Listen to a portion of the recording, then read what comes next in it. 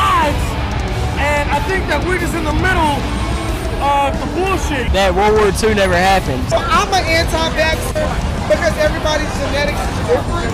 It's population control. Have you been vaccinated? Right. Is that a donkey or a horse? That's a giant donkey. That's a big ass. Are we doing better since we ran Donald Trump out of office? No, we're not. No. Hell no. Do you believe in aliens? Yes. But, yeah, I was going to say, yes. Okay, way to go, Will Smith. Let me ask you something. Do you know who JFK is? No, I don't. Who killed John F. Kennedy? Well, that depends on who you're asking. Who assassinated? John Wilkes Booth. There's some goofy business, that's all I'm gonna say. I think it was a government hit. Tell me another instance that you've heard of the government doing that. Dr. Martin Luther King and Malcolm X. Who killed John F. Kennedy? See? Okay, now I understand that you green, but you can't just randomly blame the black man. Okay. Got something to say, you wanted to play, then come running my way and ruin G status is dead. No, ready to go, about to go in, you already know. Got my instructions, now give me your audience, hand me your mic and I'm ready to blow. One for the money, two for the show, three for everybody who encouraged me to go, get it. We finally did it, I ain't never turning back, shawty. I'm fully committed to my beliefs, I'm committed to the city. I'm about to give them what they want, what they need, what they ask for. Give them what they want, what they need, what they ask for. And now, from his very own basement in a fortified castle high atop the Smoky Mountain wilderness, it's the master of mysteries, the Nostradamus of the impending apocalypse, and host of JimSpiracy, Jimmy Dodds. What they want, what they need, what they ask for. What's up, y'all? What's happening, America?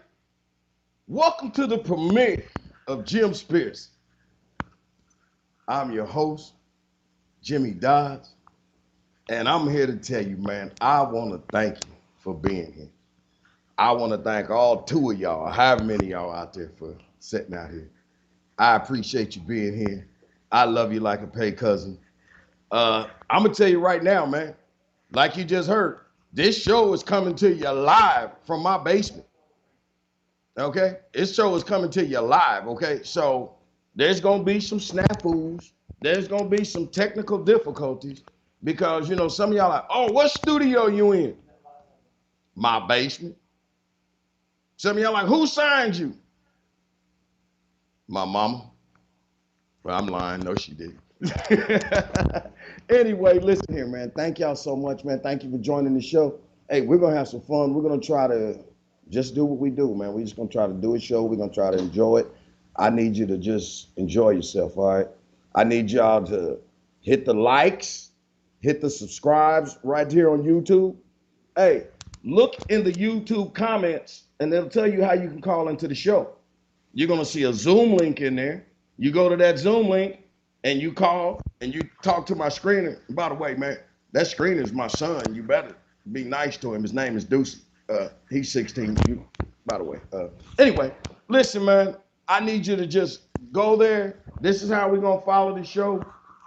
I'm not going to try to act like I'm somebody that I'm not, man. I'm just going to be me. I'm going to try to slow down, and I'm just going to we're going to try to do this, man. We're going to laugh, and we're going to try to learn a couple of things, and we just have a good time, okay? Hey, man, thank you. As you know, we got two amazing guests. In case you don't know, I have two amazing guests. Our topic today is going to be, we're going to talk about the John F. Kennedy assassination. And the two guests that we have is Dr. Cyril White, and he's the author of the JFK assassination. He says the JFK assassination dissected, okay? And this guy is a pathologist. So you know what that means? It means he's pretty smart, okay? It means he studies dead bodies and he knows all about them. And I think he started studying this John F. Kennedy thing in 1965.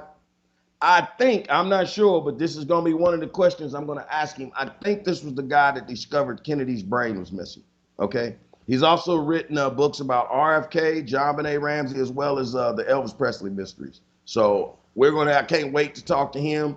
Also, if you followed the information I told you, you might have a couple of questions for him. Remember the good old days? You used to be able to call and ask the guest a question. Let's try that, man. Let's see how it works. Let's see if modern day technology is gonna let us do so, man. Also, we have what's this other guy's name? I forgot what his name is. Also, we're gonna be taking out the monologue. Oh, listen. Let me tell all of you all this. The guy's name is Robert K. Wilcock. Okay, this guy wrote a book called Target, JFK, the spy who killed Kennedy. I love this book. I love this story. Okay, he has a very interesting twist. He's like, let's not forget about Fidel Castro and the Cubans here and that. So you need to listen to what he has to say about it. It's gonna be a great thing. By the way, go look on Twitter. Take a look at the poll. Go to it's at Uncle Jimmy Dodds, and we want to know, who do you think killed JFK? The commies in Cuba, the mob, federal government, insiders, Lyndon B. Johnson. Somebody said he wanted a job. Anyway, listen, those numbers could change. Take a look and see what you think. Right now, the federal government being an insider job is like running away with it. But after you hear what these guests have to say, you might change your mind a little bit. But oh yeah, notice this here too. Notice that we didn't put an option for Lee Harvey Oswald. Anybody want to know why? Because this show's about conspiracies, not about fantasies, baby. It's about conspiracy theories. This is not Fantasy Island. Okay. Anyway, listen, you get the idea. You get what's happening. Before I get started, man, let me tell y'all something, man. I need to truly just bow my head and just thank God just for this opportunity, just for this chance, just to talk to people. I feel really special. And I just thank God for this opportunity, and I thank God for you all. All right. Let's do this, man! I know some of y'all want to hear me say this, so I just want to do this. I ain't been able to do this in a minute. You know. All right, man, let's get down to this. For those of you that saw this opening, man, you saw the teaser. I told you, man, that one of my earliest memories in life, not one of my earliest memories, this is clearly probably one of my biggest memories in life, my earliest memory in life was the JFK assassination. You heard me talk about seeing the little boy saluting the flag. And, that's what I remember, man. And I guess you could say that that's how I formed my love for my country. You say it would come naturally, but, I guess so. But when I came up, let me just tell you this, man, honestly, and I know some people out there that will agree with me. You'll remember this. And back when I came up in 62, man, there was first of all, the only white person that you've seen on walls in black people's houses, the only white person was John F. Kennedy. You seen it, and Jesus, it was a picture of Jesus, Martin Luther King, and John F. Kennedy. Okay, I guess you could call them the Holy Trinity of goodness, if you will, man. But listen, if you think about John F. Kennedy and you think about what he did and what he represented, hey man, the man really tried to talk about some love. He really talked about we as people trying to get together. He really was on a peaceful thing that he was trying to do. I don't think he gets a lot of credit for it. And I think that right there single-handedly could have been one of the things that could have led to his demise. This guy, truthfully, now we have the tendency to badmouth Democrats, but I'm gonna tell you something. John F. Kennedy, he actually did give poor Americans hope. See, let me tell you something about being poor. Poor really don't care if you're black or white. Really, the only difference in being black or white and being poor is one letter, right? In other words, if you're white, you're poor. You're poor. And if you're black, you're what? Say it with me. You poor. That means you can't even afford the R. You just poor. And you like, one of these days, I'm gonna buy a R. Listen here, man. Also, you know, John F. Kennedy, he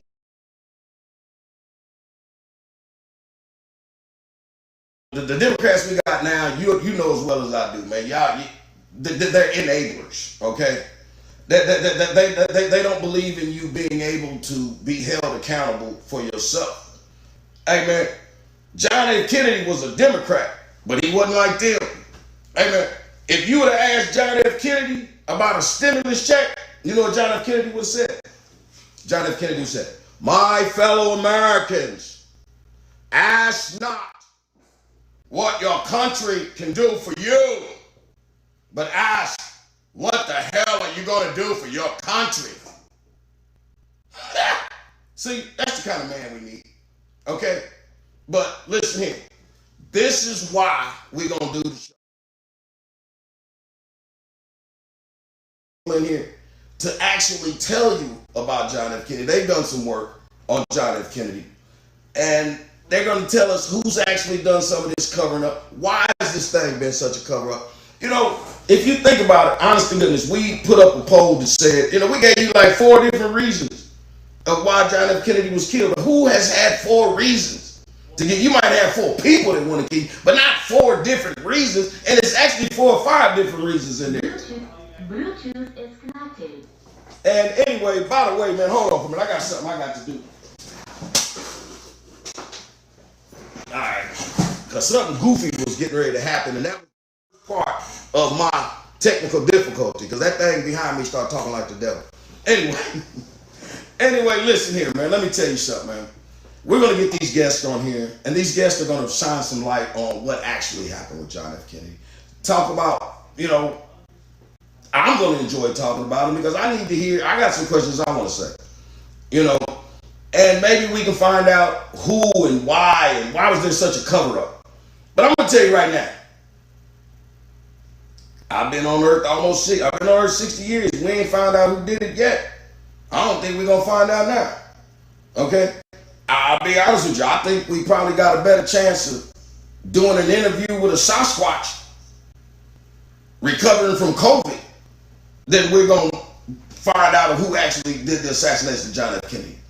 And by the way, y'all do understand that John F. Kennedy was trying to take the country and the world in a different direction than what the powers to be wanted it to be. You know, they had a completely different agenda, meaning they didn't want no parts of peace, okay? And I don't think that they want any parts of peace right now. And I think that's why this whole deal with John F. Kennedy and with me and this show and everything that's happening, hey man, it all ties in. It's all important. We got some guests. We're going to hear what they're going to say. We're going to hear what their theories are. And I want to know who they're going to accuse on it. I need you to tune in. Come in here and talk to some of our guests. Be respectful. Hey man, thank you so much for tuning in. I'm sorry if I wasn't as entertaining and as wonderful as you would like for me to be, but I'm trying to not get fired on my first day, okay? So y'all give me a chance. I'm trying to just act like I got some sense. I'm trying to act like I've been here before, even though I ain't, okay? Nonetheless, I love y'all. We'll be right back.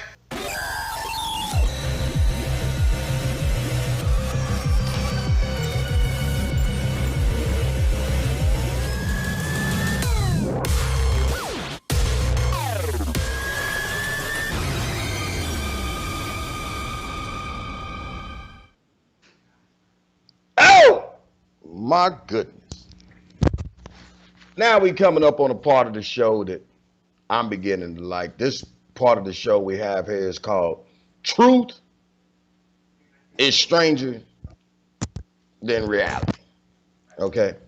And this is just why I picked some of the favorite news stories that happen to catch my attention, and I just bring them to you and see what you think about it. So without no further delay or ado, let's jump on down to the beautiful state of Florida.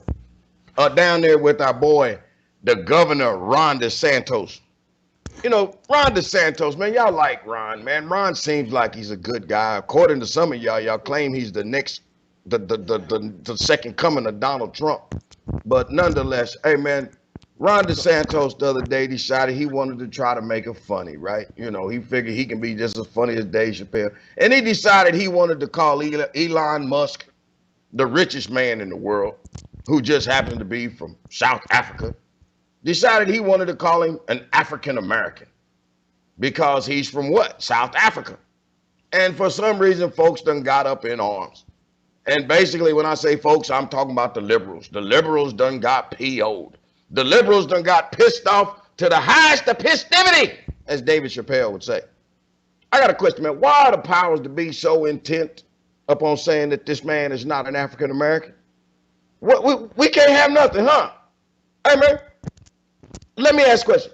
Could it just be a chance that this might go against everything that America stands for?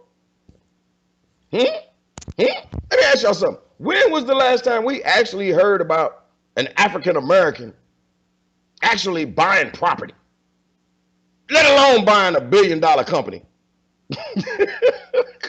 You know, somebody gonna be like, where'd you get the money to buy that from, boy? Listen, man, look, and I'm gonna tell you something. Here's one of the problems. Honestly, man, Americans, black folks, y'all upset America.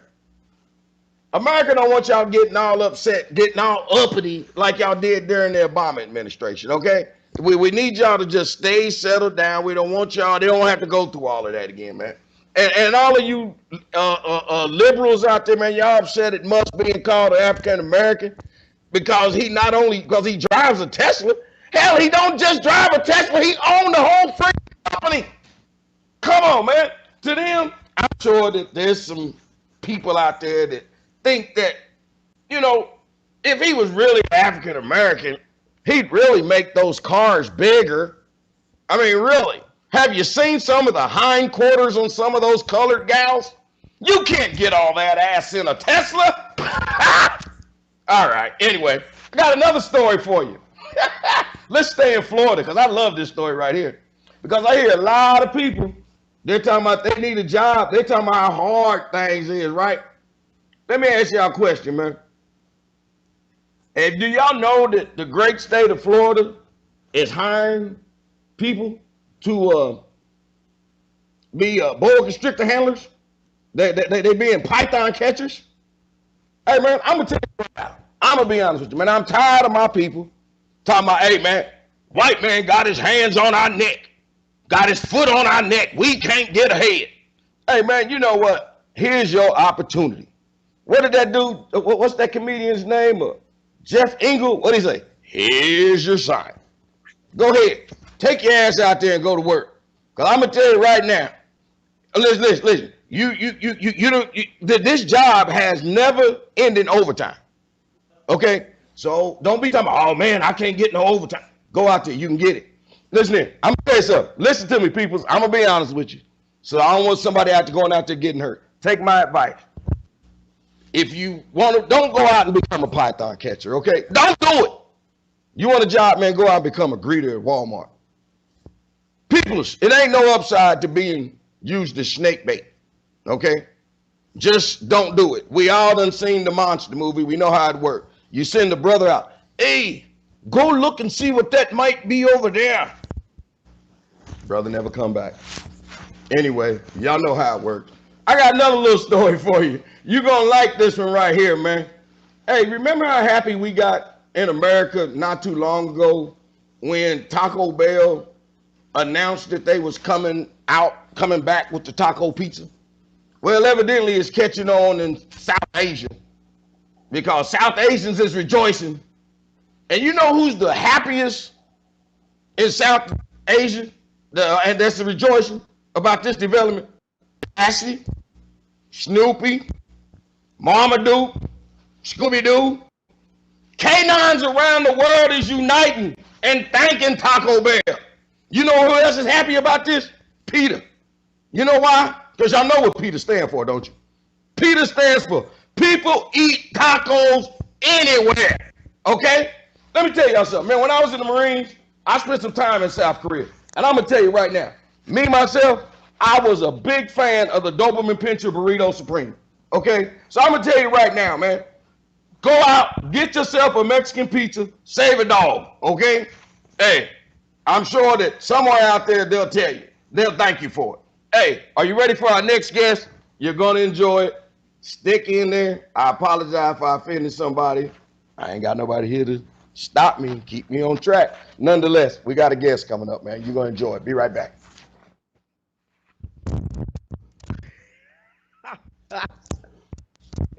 Well. What do you think about that? Okay, let me get back to her. By the way, can you hear me? We sounding better now? We got this together? Hey, we got another guest for y'all coming up, man. And I hope that this one here is going to be far better than the last one, because I hope that you can hear me, and I hope we got this little technical difficulty worked out. Let me tell y'all this. This is why you should this is why you shouldn't abort your kids. Because you might have a time that you need them to come in and plug in your headphones because you don't realize that you didn't plug it in, and that's why they're not working. See, they have a purpose. All right, let's get on with our next guest. Our next guest is Mr. Robert Wilcock, okay? Robert Wilcock, we told you about him. He wrote the book Target JFK, okay? The Spy Who Killed Kennedy. Hey, I can't wait to talk to this guy. I want to thank him for being here. I thank him for giving me his time. Mr. Wilcock, are you with us, man? Can you hear me? Yes, sir, I can. All right, I'm with you then. There we go. We got a beautiful thing. How are you, sir? I'm doing fine. I wanted to say it's unfortunate your last guest couldn't give us a talk because from what little he said, I agree with him 100%. Oswald did not do this. The shots came from in the front. And start off with that. That's my opinion. I want you to know I am not an expert on any of this. I'm a writer, and my main concern is to write good stories.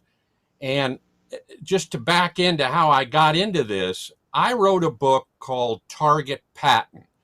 George Patton was our greatest fighting general, and he was murdered, in my opinion. And you can see the book behind me, Target Patton. It tells the story of that. And the basic story is that a government hitman who for years, I mean, all his life, he was a Marine. By the way, you were a Marine, okay?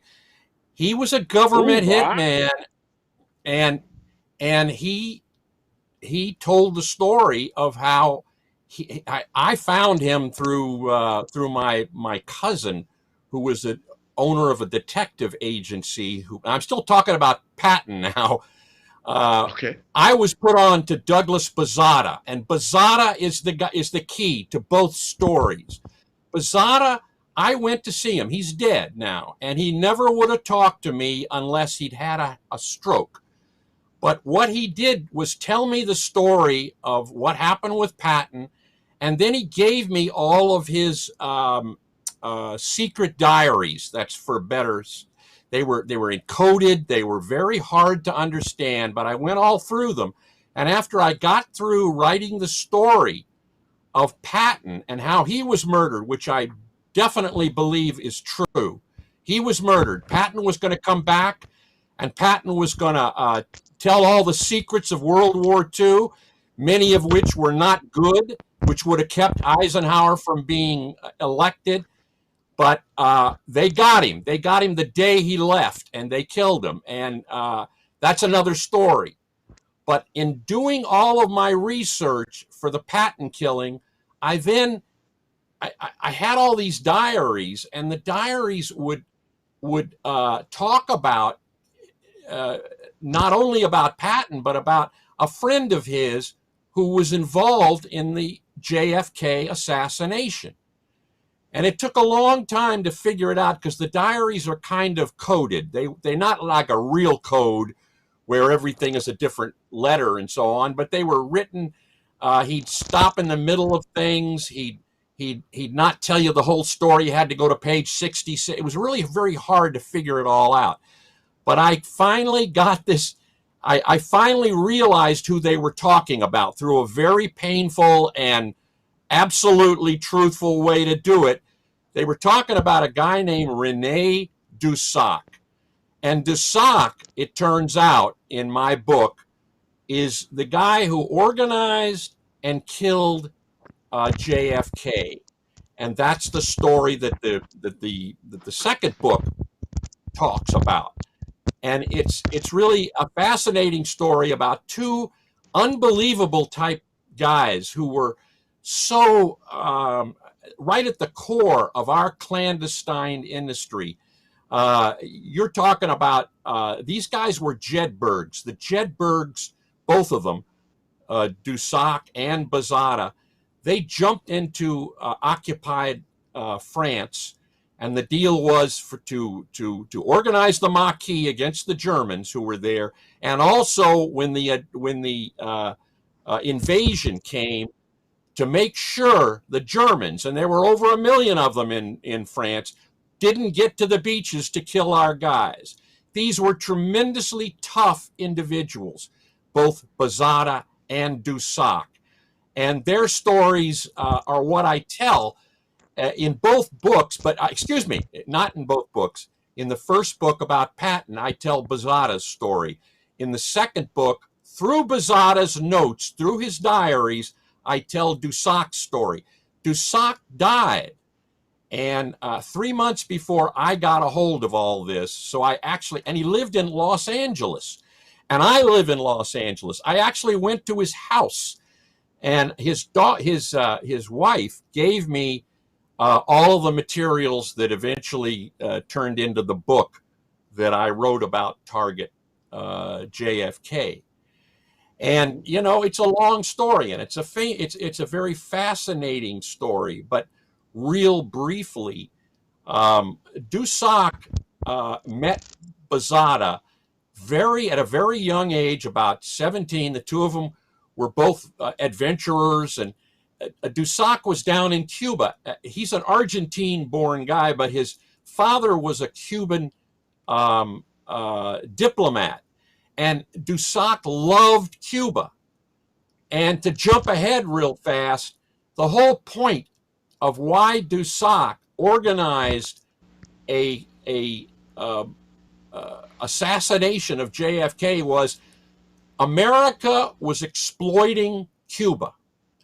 And if you went to see the Godfather show, you remember all the gangsters had a big cake, and they cut it up into little pieces and gave each other you get the eastern section and the north. Ever since the 1900s, when we got Cuba through the Platt Amendment, you probably never heard of it, but it's a piece of history which said America could do what it wanted in Cuba as long as it was asked to do so. And many Americans went down and took Cuban sugar plantations, took them over, and we pretty much exploited them. Now, understand, I'm not telling you what I believe. I'm telling you what Dussac believes. Okay. And Dussac then, after they were Jedburghs in World War II, Bazada went off to become kind of a special CIA raider type. If the CIA couldn't do something in Romania, they'd ask Dussac to do it. Bazada to do it, and he had a band of guys who would go in and kill and get what they needed back there. That's how tough these guys. And these guys are all operating under American banners. And so when Dussac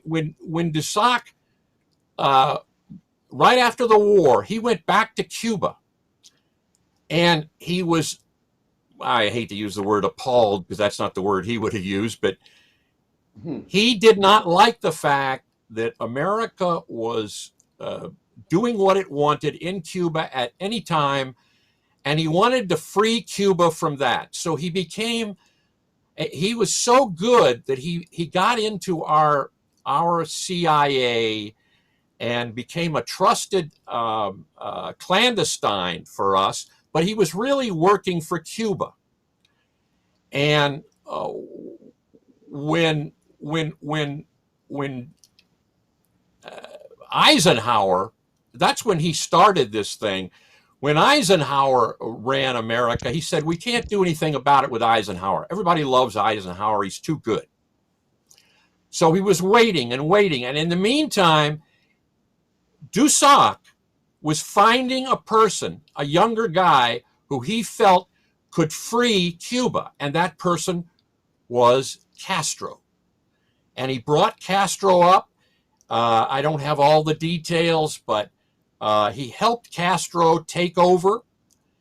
And as Castro did take over, then Dussac began to work on the other side here. He was a war hero. He was involved in our CIA. How did the Cubans know that they were going to be invaded by the refugees? They knew it partly through Dussac, who was doing this undercover work. And as you know, they threw them back in the sea, and that was a failed attempt to take over. So Dussac, with the help of Bazada, who knew a lot of people and had a lot of was able to put together teams that Dussac might want to use, but especially money, and Dussac was getting money too. They put together, Bazada never would participate in the killing of JFK. He said, I'm not going to do that, but I'll help you. I'll train men for you. In Europe, they did this. And one day, when it became obvious to Dussac, because he was working undercover, that JFK was trying to kill Dussac, not Dussac, excuse me, I'm losing a little train of thought here. But when it became obvious that JFK's intention was to kill Castro, that allowed Dussac to say, okay, now we can do it. Now we can kill JFK. And so he launched into his program to do that. And they picked Dallas. They had other places they were going to go to. They went to Dallas. Dallas was a real bad place in those days. The police were corrupt. And there were people in Dallas who hated JFK and would have gone along with it. Dallas put out treason posters of John F. Kennedy, said he was wanted. I mean, Dallas was a mean place. And that's why they wanted to do it there. Also, it was near Mexico, where Dussac had a lot of, Castro lived in Mexico for a while before he left. And they could get right into Mexico and get away. So the plot, the plan, which is all in my book, it involves all kinds of deceptions. When Kennedy is driving by the and by the way, Oswald, Dussac did not want Oswald. He thought he was a fool and a guy who would blow up and blow this thing to smithereens. But the people behind him, and let me say that as far as I could tell, everybody that's been accused is involved in this. There are rogue CIA guys who are there to shoot JFK, as well as there are mafia guys who want this to happen, and they're providing money and other things like that. And so this plan was made to go into Dallas. Dussac brought his men in there. They were in disguises. They shot from the front, not from the back. Because they had to keep Oswald. Someone wanted Oswald to be there, and I don't know. It may have been the It may have been the Cubans who wanted him to be there. But because they did that, they had they were able to put blanks in Oswald's gun, and Oswald fired a blank. Excuse me. However, he got onto it. Okay. Okay. Did you want me to stop? No. Go ahead. I want you to keep going. Okay. Oswald got onto it, and there was kind of a fight there. Oswald tried to put a real bullet in his gun, but the first shot, the first shot was a blank, and he fired a blank, and that was always to throw off everybody from the fact that the shots were coming from the front. And Dussac had to be the killer.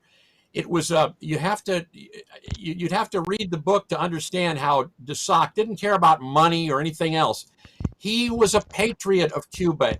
He was the one almost anointed by God to get rid of JFK, because JFK was trying to kill Castro, and Castro had been put in place there by, among others, Dussac. So anyway, they had a Dussac shot from the front. I've seen, when they first took JFK to the hospital, JFK, he had a small hole right here. He did not have a blowout here. But when they took him back to Washington, the hole had been blown open, probably by other doctors. And there is a book by an attending physician, the doctor who did work on him. His name was Crenshaw, and he says, I saw the hole. It was right there. And this is the one that Dussac says he shot.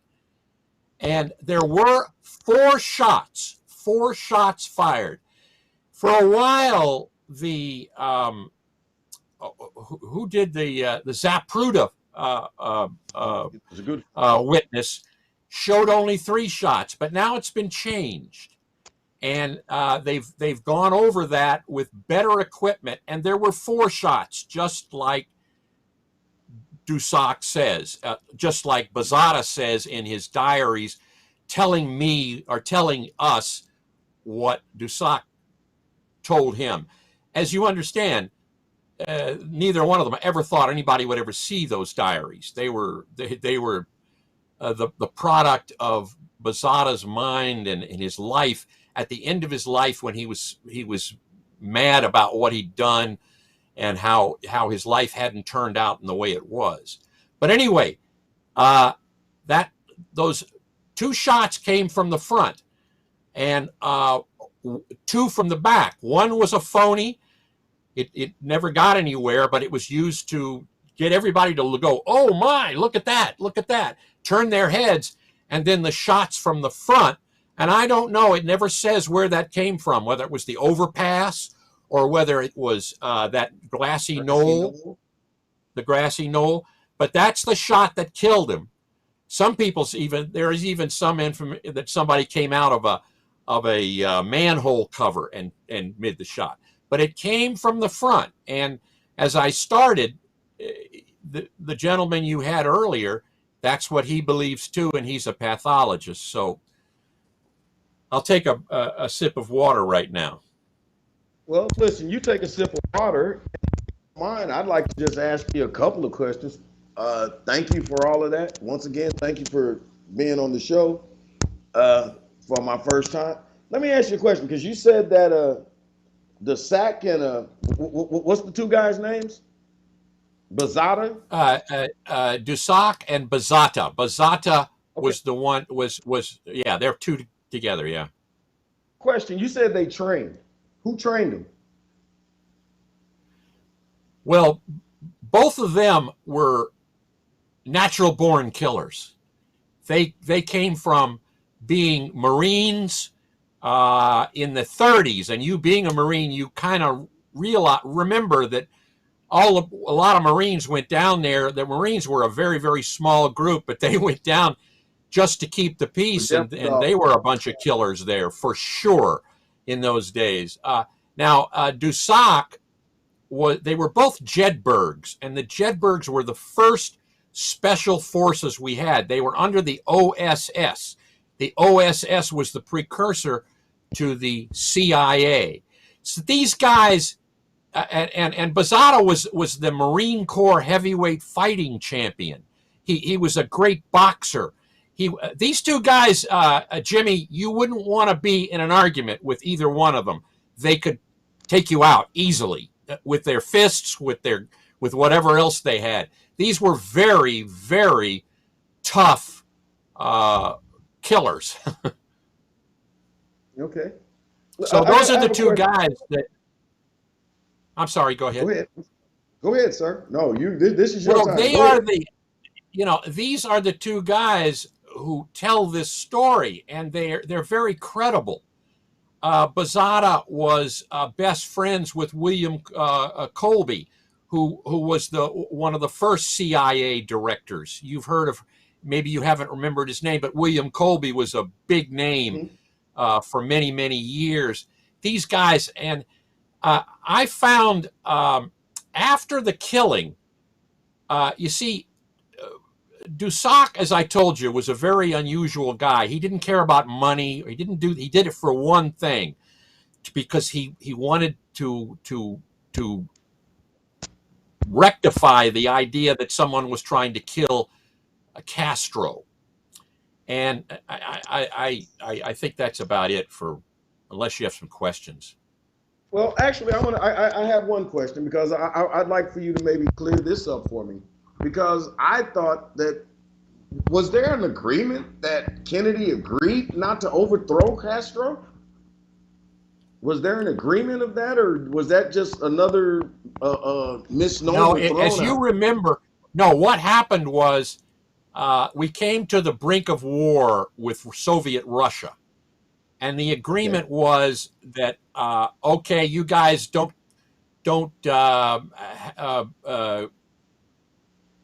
fight us, and we won't fight you. That's what that came from. But it's a fact, Jimmy, that JFK tried numerous times through RFK, his brother Robert, to kill Castro. They put guys into hotel rooms and shot at him. They didn't shoot. The fact was, Castro knew what was going on.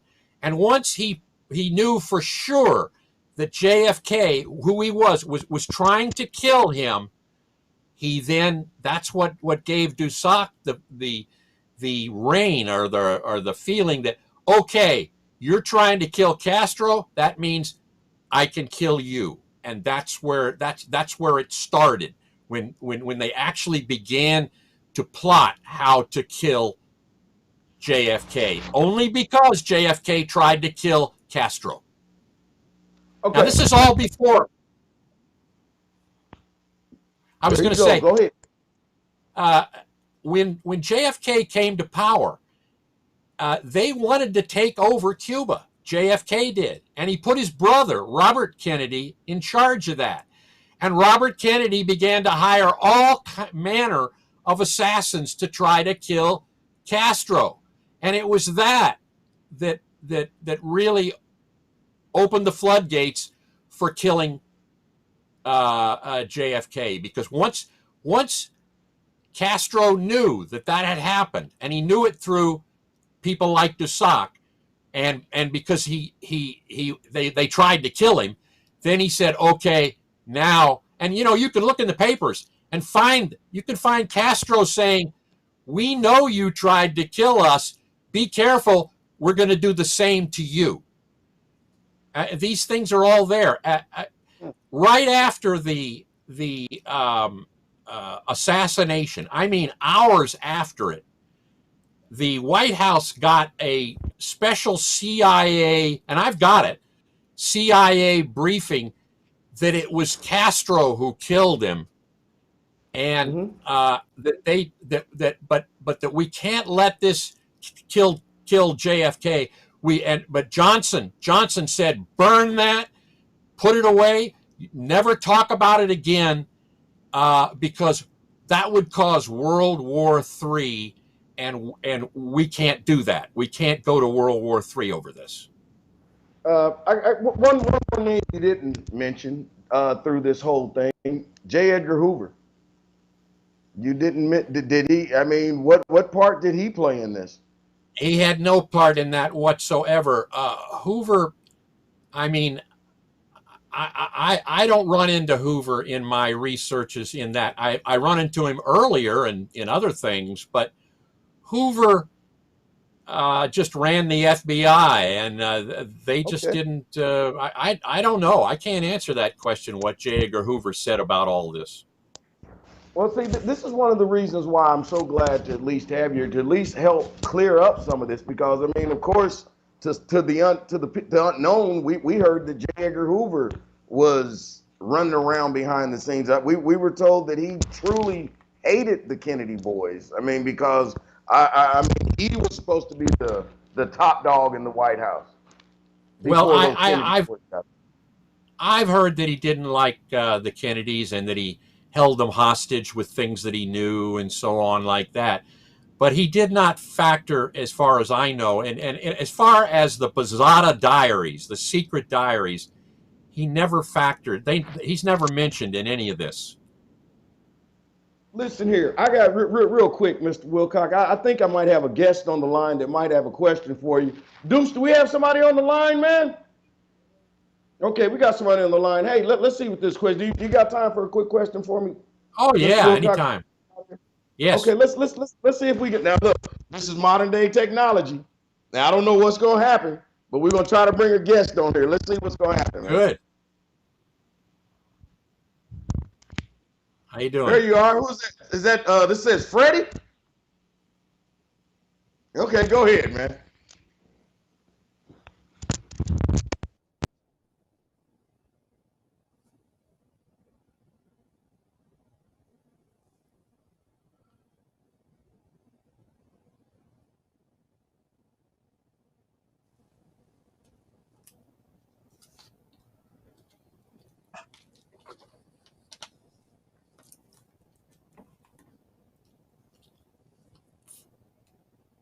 I didn't hear anything. I never heard that. Can you hear me? I didn't hear that. What was the question? Can you hear me? I can hear you, Jimmy, but I couldn't hear the. Sorry about that. I couldn't hear the guest. So the question was about the blanks and Oswald's gun. How did we come to that conclusion? Well, it's in the diaries, the Posada diaries, and what it was explained was that they didn't want Oswald to be involved, but they had to use him. There was some power that said you got to use Oswald, so they wanted to use him as a decoy, and they put blanks in his rifle. But Oswald was a pretty smart guy, and he figured it out. Once the shot fired out, it blew up. That's how this thing works. It goes about 15 feet, and then it blows up. It doesn't fire a bullet. It burst. So then when he saw that, he tried to put a real bullet in his gun, and there was a struggle and that kind of thing. But that's how this is in the diaries of the man who tells the story of Dussac being there and leading these killers to kill JFK. Perfect. Well, I do appreciate that. Yeah, JFK. Excuse me. Okay. Yeah. Sorry. Well, thank you for clarifying that. I appreciate that. Okay. Awesome. Jimmy, I can't hear you. I can't hear you. Can you hear me now? Now I can. How about that? Okay. You're coming Listen, in I got loud one more and clear. question. Then I'll get you out of here. As a matter, look. Listen here, I'll tell you what. I want to thank you for your time. I appreciate you being here. I'm going to get you off of here before I mess up something.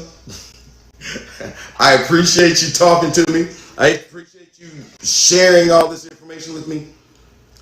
The one question I did want to ask, what effect would, if Kennedy was not assassinated, would it, what effect did the assassination of Kennedy have on America right now, if anything? Well, boy, that's a tough one to answer. Kennedy was a new generation, but I know you like Kennedy a lot, and I did too. Yeah, when I grew up with Kennedy being around, and I thought that was great. But, you know, in the background, Kennedy's father was a bad guy who used to gun run and all that kind of stuff. And here Kennedy wanted to kill Castro. I'm not a Castro fan at all. But we ever had. I can't sincerely answer that question. He never had a chance, did he? I don't think so. Mr. Wilcock, thank you so much for your time. Thank you. I appreciate you. Please come back anytime you want to. Next time the next book, you need to be here to talk about it. Okay, thanks a lot, Jimmy. I appreciate being here. Thank you so much, sir. It was a tough subject to get through, but anyway, I hope that we did well with it. Listen, I thank you. I appreciate it. Thank you. We'll see you again. Same here. All right, Same thanks. Woo! Where are we at, man? What do you think? That pretty much. I know that. You said, why am I still talking? Yes. What am I supposed to do? Shut up? Yes, wait until the camera's on. Bible stories up next. Oh, okay. Can I have a drink of water?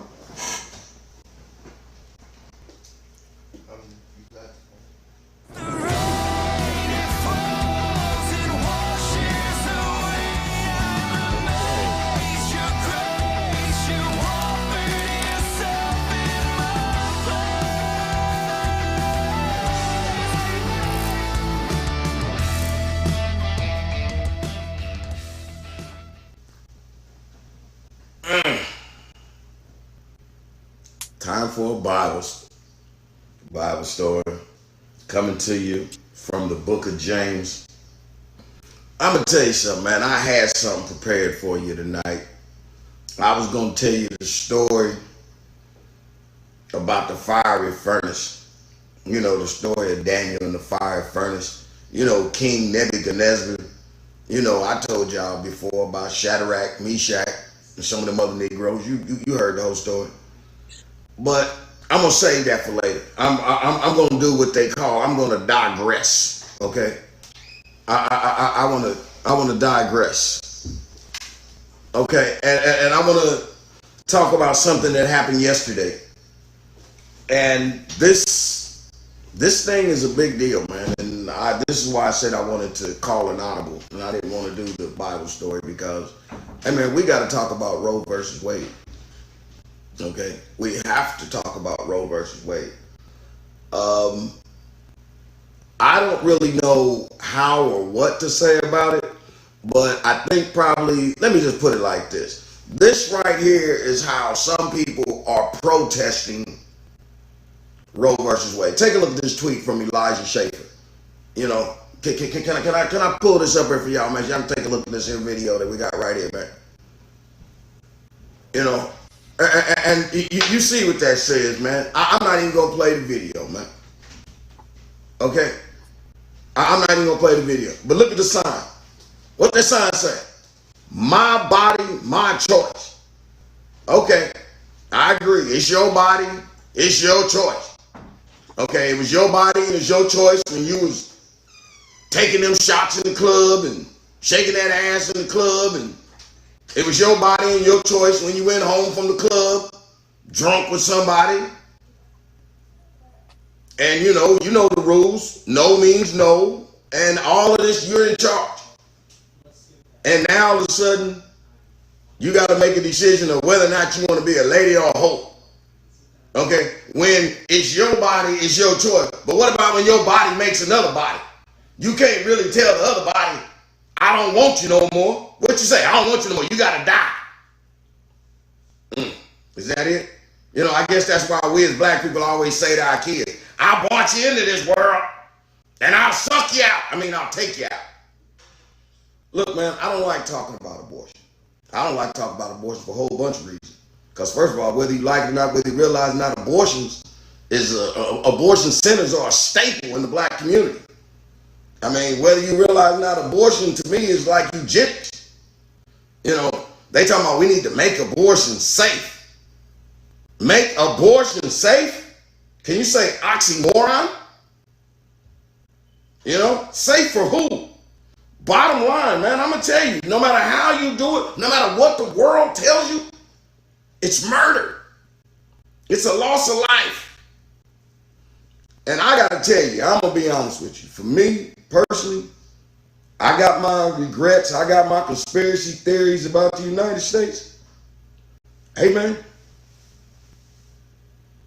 kudos to you. You got that one right.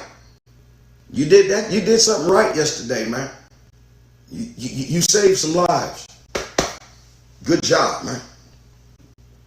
I'm done. Where we at now?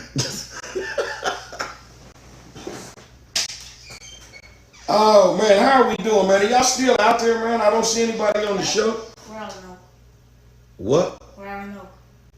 Son, I'm doing a show. Sorry. Come here. Look, see, y'all think this is a game, do y'all? Really? But my son this is my son, Jameer. What's up, man? So you do realize I'm not just down here playing. I'm really like working, right? Yes. So you just come down here in the middle of the show to tell me that we're out of milk? Yes. I don't see anything wrong with that. Could you not come back and tell me later or something else? I could, but it's gonna make me some cereal when we're out of milk.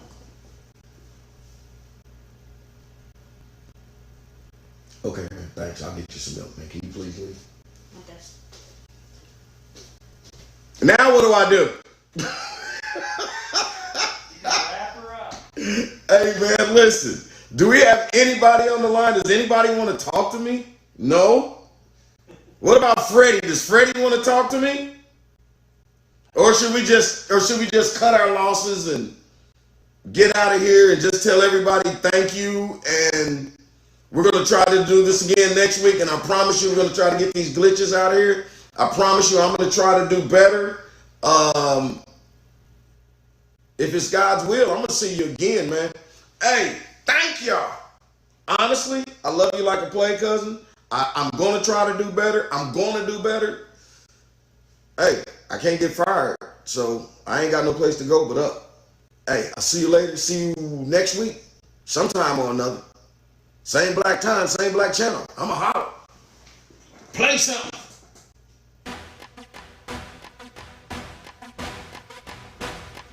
I love this theme song.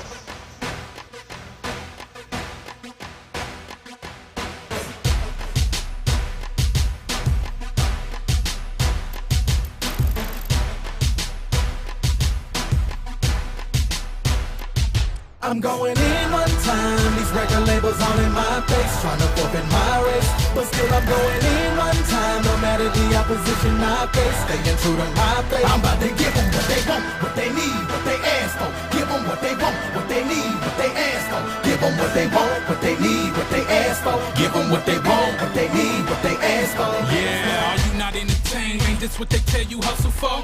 I'm on my gladiator monologues, Russell Crowe. And honestly, I don't see what the fuss is for. You let your money blow and all we tryna do is sow it. Just so you know, this is Kingdom Biz.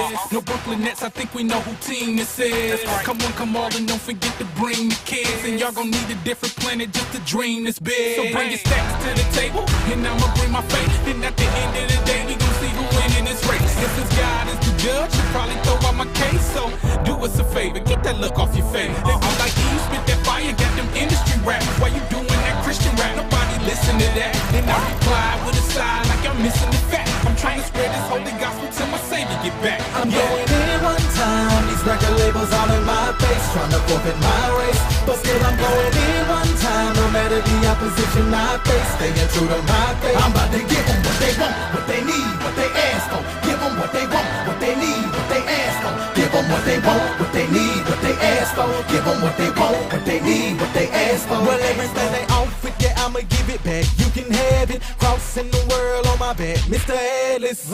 I'm trying to get the people what they lacking. That's why I act a donkey on the track. Hit a passion, got something to say. You wanted to play, then come running my way and ruin G status is dead. No, ready to go, about to go in, you already know. Got my instructions, now give me your audience, hand me your mic and I'm ready to blow. One for the money, two for the show, three for everybody who encouraged me to go, get it. We finally did it, I ain't never turning back, shawty. I'm fully committed to my beliefs. I'm committed to the city, committed to the streets. I'm committed till they get it. Now people calling my phone check, telling me to not hold back. Bring back that old set. Bet it up, I'm on that. I'm going in one time, these record labels all in my face, trying to forfeit my race. But still I'm going in one time, no matter the opposition I face, staying true to my faith. I'm about to give them what they want, what they need, what they ask for. Give them what they want, what they need, what they ask for. Give them what they want, what they need, what they ask for. Give them what they want, what they need, what they ask for. I'm going in one time, these record labels all in my face, trying to forfeit my race. But still I'm going in one time, no matter the opposition I face, staying true to my faith. I'm about to give them what they want, what they need, what they ask for. Give them what they want, what they need, what they ask for. Give them what they want, what they need, what they ask for. Give them what they want, what they need, what they ask for. Evidence of them are being real, or they just get. All you gotta do is not do drugs. Hey man, damn it! Did this man say all you gotta do is not do drugs? That's it. They don't have enough young people to replace the old people, because if you think about it, they're talking.